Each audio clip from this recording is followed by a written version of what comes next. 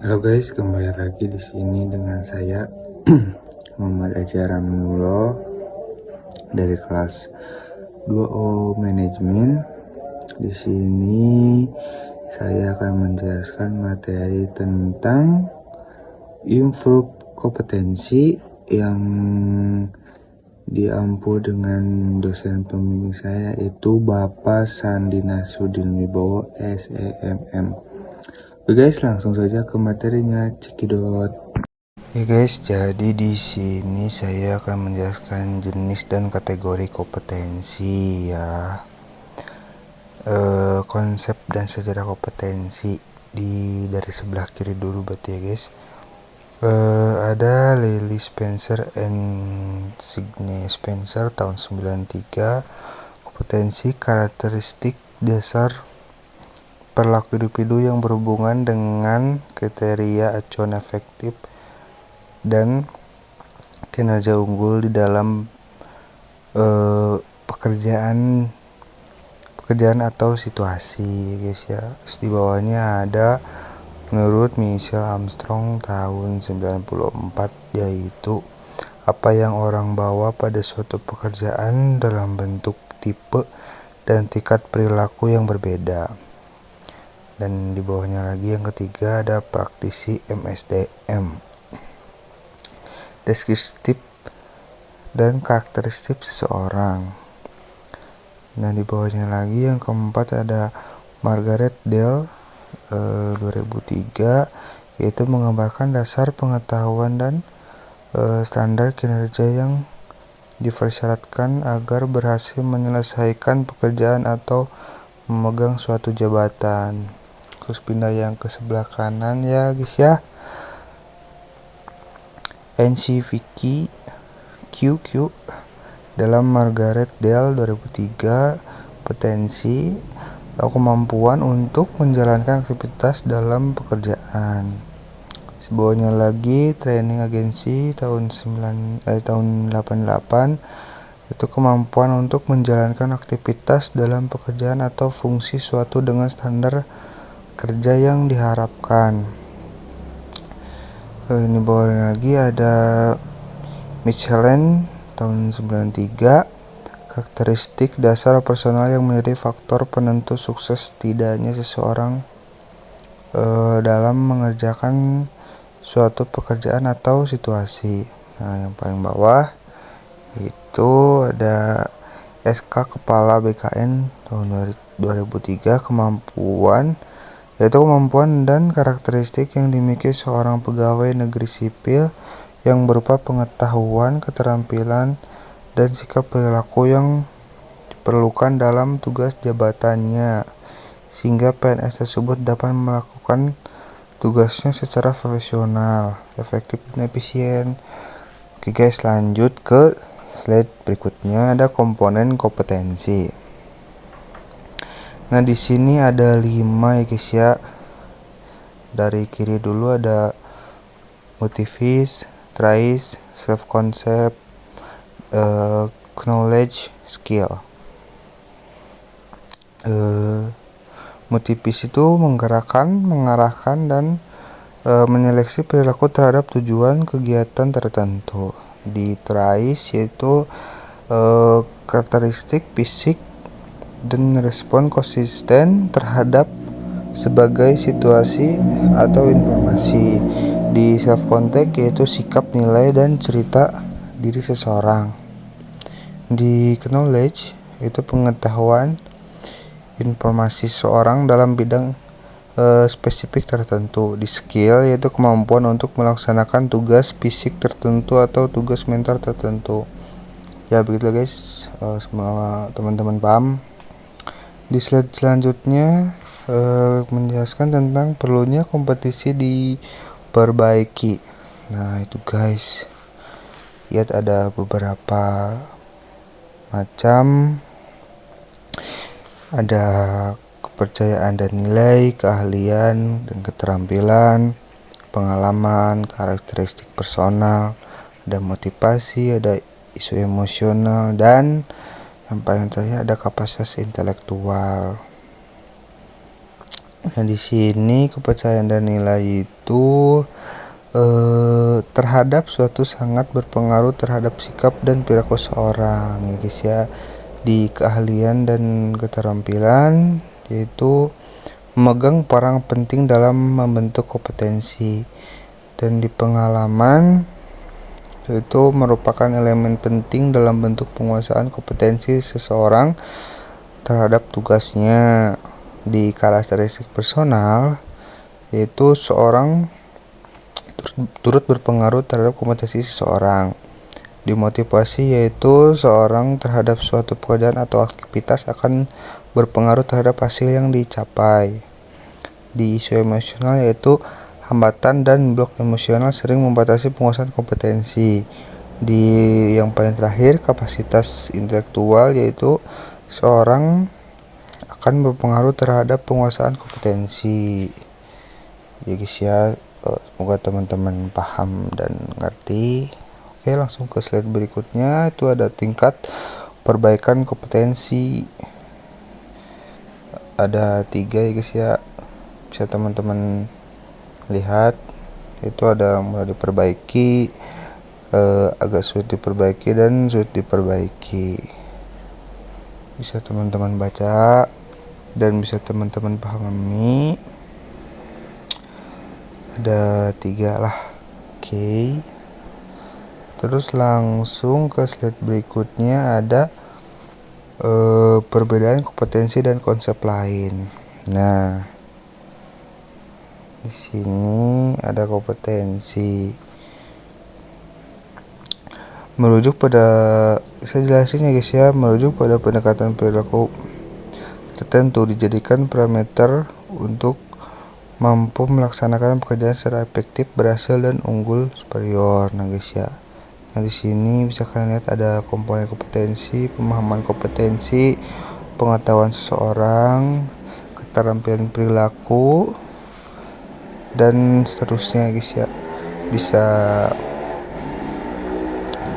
teman-teman baca juga, teman-teman paham. Maaf kalau saya masih kurang dalam menjelaskan perbedaan kompetensi dan konsep lainnya.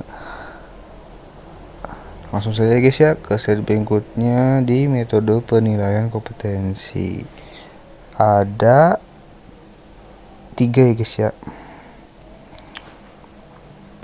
Nah, di sini alternatif untuk desain kompetensi itu, di nomor 1 ada desain studi terbaik klasik dengan menggunakan sampel. Terus yang di nomor 2 itu desain studi pendek dengan panel ahli. Di nomor 3 yang terakhir itu ada studi terhadap pemegang jabatan dan pekerjaan di masa depan ya. Langsung ke berikutnya, rancangan studi. Teman-teman bisa lihat ya, rancangan studi itu seperti ini. Menetapkan kriteria kinerja efektif, mengidentifikasi kriteria sampel, mengumpulkan data. Itu paling penting ya guys ya, mengumpulkan data paling penting banget loh. Analisis data dan pengembangan model kompetensi, ada validasi model kompetensi. Terus yang paling terakhir ada mempersiapkan penerapan model kompetensi guys. Gitulah, di rancangan studi itu ada 6 guys. Gimana sih? Nah, terus di slide berikutnya,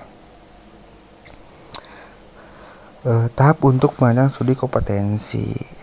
Itu guys, ada kita dari nomor 1 dulu ya guys ya, yaitu menetapkan kriteria kan. Di nomor 2 ada mengidentifikasi kriteria sampel. Di nomor 3 metode mengumpulkan data bervariasi. Nah itu guys. Di nomor 4 ada analisis data dan pengembangan model. Di nomor 5 ada validasi model kompetensi. Di nomor 6 itu mempersiapkan penerapan model kompetensi. Bisa teman-teman baca dan pahami ya guys ya. Tahap untuk perancang studi kompetensi itu ada 6 ya guys ya. Terus kita lanjut ke slide berikutnya. Ada tahap mendefinisikan model kompetensi, yaitu menjelaskan kinerja kriteria. Kedua, ada mengidentifikasi orang-orang untuk sampel kriteria. Yang ketiga, ada mengumpulkan data melalui BAI atau metode lain. Yang keempat, menganalisis data dan mengidentifikasikan kompetensi. Yang kelima, ada mengesahkan model kompetensi. Yang keenam, yaitu paling terakhir, mendesain aplikasi ya guys ya. Bisa teman-teman pahamilah. Ke slide berikutnya yaitu ada dimensi kompetensi guys. Beberapa ahli membagi kompetensi dalam klaster atau gugus dan dimensi seperti yang ke-1.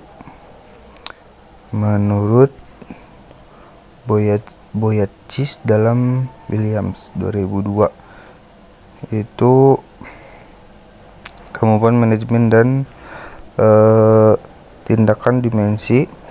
Itu ada efisien, perencanaan, inisiatif, perhatian pada hal rinci, kontrol diri, dan fleksibilitas, dan lain-lain. Ada, bisa teman-teman bacalah. Terus yang kedua, menurut Lewis dalam Armstrong tahun 95, yaitu kemampuan intelektual, perspektif, strategis, analisis, dan penilaian, perencanaan, dan pengorganisasian, dan sebagainya ya guys ya. Yang menurut ketiga ada Schroeder dalam Williams 2002, kognitif, mencari informasi, pemikiran, konseptual, fleksibilitas, dan sebagainya ya guys ya. Oke, lanjut saja ke slide berikutnya. Nah, di sini ada tabel pembagian kompetensi beberapa ahli. Bisa teman-teman lihat juga tabelnya seperti ini. Teman-teman langsung pause aja dulu, baca dulu, semoga teman-teman paham lah. Kan barangkali kurang paham bisa dimundurin dulu dikit-dikit gitu, baca-baca ya guys, seperti itulah. Oke, langsung saja ke slide berikutnya. Lagi ada tabel lagi di sini, sama kompetensi beberapa ahli. Bisa teman-teman pause juga, teman-teman lihat juga, dan teman-teman pahami. Oke guys, ke slide berikutnya. Sama juga ada tabel pembagian kompetensi. Ya, di situ ada beberapa tabel, ada 6 tabel ya. Teman-teman bisa pause juga, teman-teman bisa pahami juga. Ya, semoga teman-teman paham. Dan langsung saja ke slide terakhir, yaitu ada contoh kompetensi dalam SKJ. Nah, ini teman-teman ada 3. Di yang pertama yaitu kompetensi umum. Terdapat 4 kompetensi umum, guys ya. Ada 1 integritas. Yang kedua pembelajaran berkelanjutan. Yang ketiga fokus pada stakeholder. Yang keempat ada berorientasi pada kualitas. Lanjut ke nomor 2, ada kompetensi kepemimpinan.